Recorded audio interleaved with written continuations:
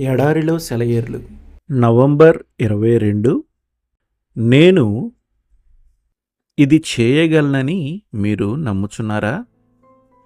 మత్తయి 9:28.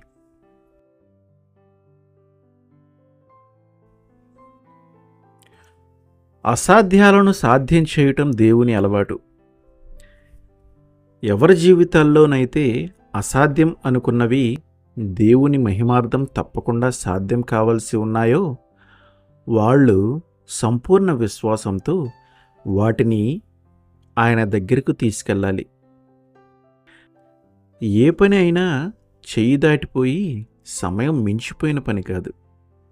మన జీవితాల్లో తిరుగుబాటు, అపనమ్మకం, పాపం, ఆపద ఇవన్నీ పొంచి ఉంటాయి. ఈ విచారకరమైన నిజాలను పూర్తి విధేయతతో, నమ్మకంతో ఆయన ఎదుటికి తీసుకువస్తే ఇది చెయ్యి దాటిపోయిందని ఆయన ఎప్పుడూ అనడు.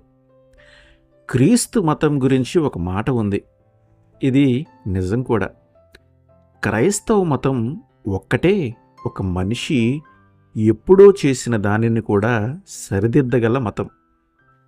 దేవుడు చీడ పురుగులు తినివేసిన సంవత్సరముల పంటను మనకి మరలా ఇవ్వగలడు.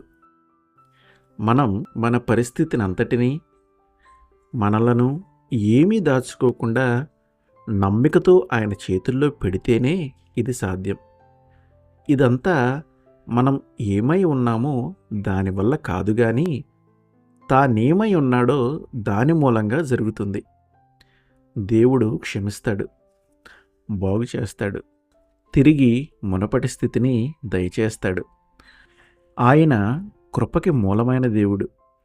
ఆయన మీద నమ్మకం ఉంచి స్తుతించుదాము. కాదేది అసాధ్యం క్రీస్తుకి, లేరెవరూ ఆయనతో సాటి. అసాధ్యాలను చూసి సరదా పడే దేవుడు నాకున్నాడు. నాకేదీ అసాధ్యం కాదు.